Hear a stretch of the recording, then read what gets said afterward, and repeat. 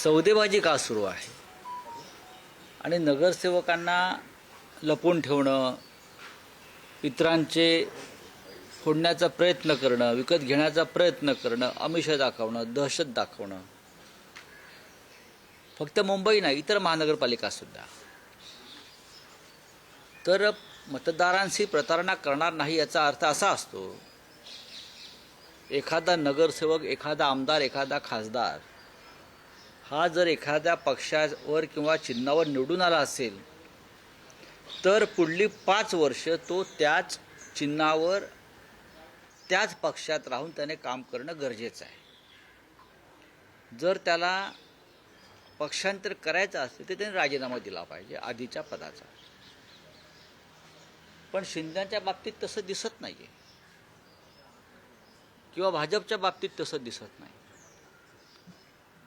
ते दुसऱ्या पक्षात निवडून आलेले नगरसेवक, आमदार, खासदार यांना विकत घेण्याचा प्रयत्न करतात, विकत घेतले जातात. यालाच प्रतारणा म्हणतात. मतदारांशी हा मतदारांचा विश्वासघात आहे. किंवा पैशाच्या ताकदीवर, भ्रष्ट पैशाच्या ताकदीवर निवडणुका बिनविरोध करून घेणं आणि समोरचे जे लोक असतात आपल्या पक्षासमोरचे त्यांना पैशाच्या बळावर माघार घ्यायला लावणं आणि मतदारांना मतदानापासून दूर ठेवणं, याला सुद्धा मतदारांची प्रतारणा म्हणतात. तर त्याने हा प्रतारणा मतदारांशी याविषयी त्यांनी अधिक खोलात जाऊन अभ्यास केला पाहिजे. त्यांनी जरी रिसॉर्ट पॉलिसी अवलंबलेली असली तरी भाजप हायकमांडनं सांगितलंय कुठल्याही परिस्थितीत कॉम्प्रोमाइज करू नका, दावा सुरू नका महापौर पदावरचा. माझ्या माहितीप्रमाणे दावा सुटणारी नाही. पण अशा प्रकारे ब्लॅकमेल करून काही दुसरं पदरात पाडून घेता येईल का? म्हणजे त्यांना स्टँडिंग कमिटीमध्ये इंटरेस्ट असतो. तिथे पैशाचे महापौरांना फार अधिकार नाही. ते शोभेचं पद आहे. मुंबईचं किंवा आपल्याकडल्या अन्य शहरांचं महापौर पद हे लंडन किंवा न्यूयॉर्कमध्ये महापौरांना जे प्रशासकीय अधिकार असतात, हा निर्णय घेण्याचे, काही निर्णय बदलण्याचे, त्या शहराच्या दृष्टीनं ते पॉलिसी मेकर असतात तिकडले मेयर्स. तसे आपल्याकडल्या मेयरना अधिकार नाहीत. त्याच्यामुळे स्टँडिंग कमिटी जिथे पैशाचे किंवा ठेकेदारीचे, टेंडरचे घोटाळे केले जातात तिथे या लोकांना इंटरेस्ट आहे. राऊतसाहेब, गटस्थापनेचा दिवस आहे. सगळेच पक्ष आपापले नगरसेवक घेऊन आज गटस्थापन करतील कोकण भवनला. पण केडीएमसी मध्ये एक ट्विस्ट आहे. तुमचे 2 नगरसेवक नॉट रिचेबल आहेत. त्यांच्या घरावर नोटिसेस चिटकवण्यापर्यंत बघा, परिस्थिती गेली. असं आहे की खरं आहे की आमचे 2 नगरसेवक आता आमच्याकडे कुठे दिसत नाही आहेत. त्याच्यामुळे कायदेशीर प्रक्रिया सुरू आहे. गटाची स्थापना करताना ते आमच्याजवळ असायला पाहिजे, नाहीतर त्यांच्यावर कायदेशीर कारवाई होईल आणि ते डिस्क्वालिफाय होऊ शकतात. उमेदवारांची निवड करताना अशा पद्धतीने काही होईल याची कल्पना होती का? कारण निवडून आल्यानंतर आता असं आहे की चिन्हावर निवडून आल्यानंतरही नगरसेवक अशा पद्धतीनं वर्तन करतायत. एकनाथ शिंदे कोणत्या चिन्हावर निवडून आले होते? नगरसेवकाच्या काय गुण बसला? एकनाथ शिंदे आणि आमचे 40 आमदार हे धनुष्यबाणावर निवडून आले होते ना. मग तेव्हा जे तुम्ही म्हणताय की तुम्हाला अशी कल्पना नव्हती का? कोणालाच काहीच कल्पना नसते. आपण विश्वास ठेवतो आपल्या माणसावरती, त्यांना उमेदवारी देतो, त्यांना ताकद देतो, त्यांना मोठं करतो आणि मग हे असे पक्षांतर करत असतात. त्याच्यामुळे नगरसेवकांमध्ये त्यांचा जो बाप आहे तोच पक्षांतरातून निर्माण झालेला आहे, बरोबर? त्याच्यामुळे आता ह्यांच्यावरती काय विश्वास ठेवणार? शिंदेच्या शिवसेनेने हॉटेल पॉलिटिक्स केलं तर आता भाजपने त्यांच्या नवनिर्वाचित नगरसेवकांसाठी फरमान काढलंय 10 दिवस मुंबई सोडून जायचं नाही. भाजपच्या प्रत्येक नगरसेवकावरती वॉचडॉग ठेवलेले आहेत. त्या भागातले कार्यकर्त्यांना त्यांनी सांगितलं की या माणसावर लक्ष, म्हणजे नगरसेवकांवरती लक्ष, म्हणून ते घरीच आहेत पण त्यांच्यावर लक्ष आहे. ते कुठे जातात, काय करतात, कुठे बसतात, त्यांचे फोन, किंबहुना जे नगरसेवक आत्ता ताज लँडस्टँडमध्ये कैदखान्यात आहेत त्यांचे फोन टॅप केले जात आहेत. मी तुम्हाला सांगतो, जरी रश्मी शुक्ला नसल्या तरी प्रक्रिया तीच आहे. फोन टॅप केले जात आहेत, त्यांचे फोन टॅप केले जात आहेत. जे ताज लँडसेंडच्या कैदखान्यामध्ये बंद आहेत त्यांचे फोन टॅप केले जातात. भाजप आपल्या स्वतःच्याच नगरसेवकांचे फोन टॅप करत आहे. 30 जानेवारीला महापौर मी तुम्हाला कालच म्हणालो ना, राहुल शेवाळे दिल्लीत गेले. मी तुम्हाला कालच म्हणालो ना की दिल्लीतून चाव्या मारल्या जात आहेत म्हणून. तुम्ही ऐकलं असेल की मी असं म्हणालो की मुंबईचा महापौर कोणी दिल्लीतून ठरवलं जाईल.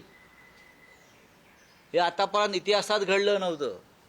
म्हणजे दिल्लीचा मुंबईचा महापौर ठरवण्यासाठी शिंदे गटाच्या नेत्यांना किंवा पुढाऱ्यांना जाऊन अमित शहांच्या पायाशी बसावं लागतं. हे मी वारंवार सांगतोय. महापौर मुंबईचा आहे, महाराष्ट्राचा आहे, आणि शिंदे आणि त्यांच्या लोकांना दिल्लीत चक्रा माराव्या लागत आहेत. हाच महाराष्ट्राचा अपमान आहे. नाही राहुल साहेब, दिल्लीऐवजी आता आंतरराष्ट्रीय स्तरावर गेले, दावोसमध्ये सुरू आहेत. मुंबईचा महापौर कोण होणार आहे? नाही, दावोसमध्ये मुख्यमंत्री दावोसमध्ये आहेत.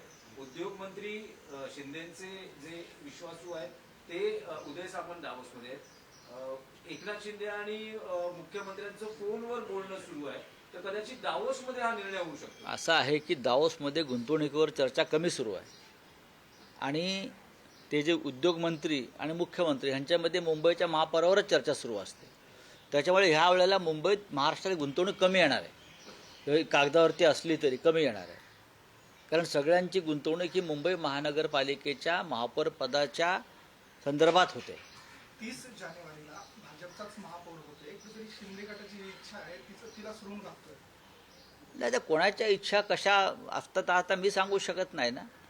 त्यांच्याकडे सध्या आकडा आहे, आकडा 4चाच आहे बरं का.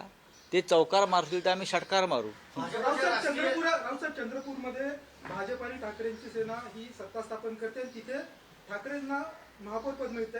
तशीच परिस्थिती मुंबईत येऊ शकते. बघा, चंद्रपूरचा विषय अद्याप पूर्ण व्हायचा आहे आणि त्या संदर्भात अंतिम निर्णय झालेला नाही कोणत्याही प्रकारचा. नक्कीच आमच्याशिवाय तिथे महापौर कोणाचाही बसणार नाही, हे खरं आहे. एका बाजूला काँग्रेस आहे, दुसऱ्या बाजूला भारतीय जनता पक्ष आहे. स्थानिक विषय लक्षात घेऊन शिवसेना पक्षप्रमुख निर्णय घेतील. आज दिल्लीमध्ये राष्ट्रीय अध्यक्षपदाची प्रक्रिया चालू आहे, भाजपच्या राष्ट्रीय अध्यक्षपदाची. त्यासाठी सगळे नेते दिल्लीत गेलेत. त्यांनी केंद्रीय नेतृत्वासमोर असं म्हटलेलं आहे की स्ट्राईक रेट भाजपचा कमी आला. एकनाथ शिंदे यांनी जास्त जागा लढल्यामुळं नुकसान झालं भाजपचं, असं थेट केंद्रीय नेतृत्वासमोर मांडलं. हा त्यांचा अंतर्गत प्रश्न आहे. महानगरपालिका निवडणुका संपलेल्या आहेत. निवडणुकांचं एक वर्तुळ पूर्ण झालेलं आहे, लोकसभा ते महानगरपालिका. भविष्यामध्ये एकनाथ शिंदे यांना आपल्याबरोबर ठेवायचं की नाही याच्यावर सुद्धा दिल्लीमध्ये लवकरच चिंतन आणि मंथन सुरू होणार आहे. राहुल साहेब, जी सतत विरोधी पक्ष मागणी करत आलेला आहे की बॅलेट पेपरवर निवडणुका घ्याव्या. कर्नाटकमध्ये स्थानिक स्वराज्य संस्थांच्या निवडणुका या बॅलेट पेपरवर होतात. तेलंगणात झाल्या स्थानिक स्वराज्य संस्थांच्या निवडणुका बॅलेट पेपरवर झाल्या. राज्यातल्या निवडणुका कशा पद्धतीने घ्यायचा हा अधिकार राज्य निवडणूक आयोगाचा असतो, आणि तेलंगणामध्ये भारतीय जनता पक्ष 5व्या क्रमांकावर गेला. कर्नाटकामध्ये सुद्धा या निवडणुका बॅलेट पेपरवरती होतील आणि तिथे यापेक्षा वेगळा निकाल लागण्याची शक्यता मला दिसत नाही. बदलली गेली आहे. कुठे? नाही, म्हणजे शाहीमध्ये घोटाळा होता ना. जर मार्कर आणि शाई बदलावी लागली याचा अर्थ तुमच्या शाईमध्ये घोटाळा होता आणि या बनावट शाईनं तुम्हाला काही जागा जिंकून दिल्या. रावसाहेब, आणखी एक आहे की परवा बाळासाहेब ठाकरेंचं जन्मशताब्दी वर्ष सुरू होत आहे. काही पक्षातर्फे काही कार्यक्रम आहे का? आहे ना. काही घोषणा केली जाणार बघा, पक्षातर्फे 23 तारखेला बाळासाहेबांच्या शताब्दी वर्षाला जी सुरुवात होते आहे तर नक्कीच कार्यक्रम असणार, सोहळा असेल. फक्त जागा जी आहे ती आता दुपारपर्यंत बहुधा षण्मुखानंद हॉललाच हा कार्यक्रम होईल. शिवसेना आणि मनसे यांनी हा कार्यक्रम एकत्र करावा अशी आमची भूमिका आहे, आणि त्या संदर्भात सन्माननीय राज ठाकरे महाराष्ट्र नवनिर्माण सेनेचे प्रमुख यांच्याशी आमची चर्चा झाली. शिवसेना आणि राष्ट्रवादी काँग्रेसमध्ये जी फूट पडली त्यानंतर चिन्ह तिकडे दिलं गेलं, त्या विरोधात तुमच्या ज्या याचिका दाखल आहेत त्याच्यावर उद्या सुनावणी होते. तुमच्या गटाला 3 तासांचा युक्तिवादाचा वेळ आहे. राष्ट्रवादीला म्हणजे अजित पवार आणि एकनाथ शिंदे यांच्या गटाला 2-2 तासाचा वेळ देण्यात आलेला. या सगळ्या संदर्भात काय ना, उद्या पाहू ना, तारीख पडते की देवतेचा अंतरात्मा जागा होतो बरं का. आतला आवाज जो असतो ना तो जागा होतोय आणि संविधानाची किती बूज राखली जाते हे उद्या आम्हाला कळेल. न्यायाधीशांचं एकूण कल असं आहे की 2 दिवसात अंतिम सुनावणी पूर्ण बरं, ती करून चांगली गोष्ट आहे. निकाल चांगली गोष्ट आहे, द्यावा. चांगली गोष्ट आहे. आम्ही त्याचं स्वागत करतो. चिन्ह मिळेल असं वाटतं. 23 जानेवारी नाही, मी आता काहीच सांगत नाही. आम्हाला खरं म्हणजे आम्ही याचिका दाखल केल्यावरती पहिल्या 2 महिन्यातच चिन्ह मिळायला पाहिजे होतं. अत्यंत बेकायदेशीरपणे एकनाथ शिंदेच्या बेकायदेशीर पक्षाला 4 महत्त्वाच्या निवडणुका चिन्हावर लढू दिल्या. हे संविधान विरोधी आहे. बाळासाहेब ठाकरेंचा पक्ष बरं का कोणातरी ऐऱ्या-गैऱ्याच्या हातात देणं हा महाराष्ट्राचा आणि मराठी माणसाचा अपमान आहे. त्यासाठी शिंदे गटाचे नगरसेवक आज हे कोकण भवनला जाऊन करू द्या ना, ती एक प्रक्रिया आहे. आज करणार नाहीये ते या हो. निकालाचा संदर्भ असतो त्यासाठी. नाही, बहुधा ते भाजपमध्ये विलीन होणार असतील. या निवडणुकीमध्ये गुजरातचा मुद्दा गाजला. त्याच्यानंतर सुद्धा पालघर जिल्ह्यातील गुजरातच्या पाठ्या सूचना फलक म्हणून अनेक ठिकाणी पालघरमध्ये लावले आहेत. त्यामुळे गुजराती भाषेचा कळवळा अजूनही संपलेला दिसत नाही.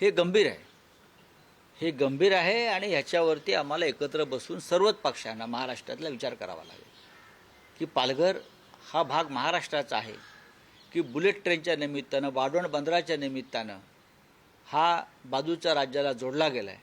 हा